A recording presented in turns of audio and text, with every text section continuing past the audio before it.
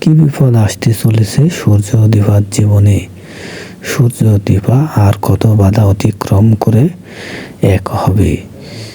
সুখের এই সংসারে দীপা কিছুতেই সুখে থাকতে পারছে না। সেনগুপ্ত বাড়ির সব বাধা বিপত্তি দীপাকেই প্রতিহত করতে হয়।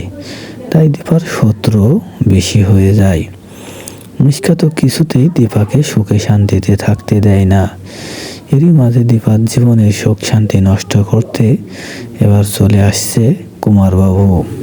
কুমারবাবু জেল থেকে ছাড়া পেয়েই সূর্য দীপা যে এক হয়ে সুখে শান্তিতে আছে তাদের সুখ শান্তি নষ্ট করে দিবে। কুমারবাবু ও মিশকা মিলে এবার কি এমন চক্রান্ত করবে যে সূর্য দীপা আবারও আলাদা হতে বাধ্য হবে। মাসিমা বিপদ সংকেত দীপাকে সূর্যকে সোনা ও রূপাকে জানিয়ে দেয়, তোদের কপালে সুখ সইবে না, তোরা এক হতে পারবি না, তোরা আবারও আলাদা হয়ে যাবি।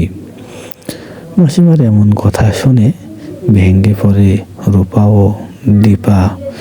যদিও সূর্য সকলে মিলে একসাথে এক হয়ে থাকার অঙ্গীকার করে। এবার দেখার পালা সূর্য দীপা কিভাবে এক হয়ে থাকে, দীপা কিভাবে বিপদকে মোকাবেলা করে টিকে থাকে।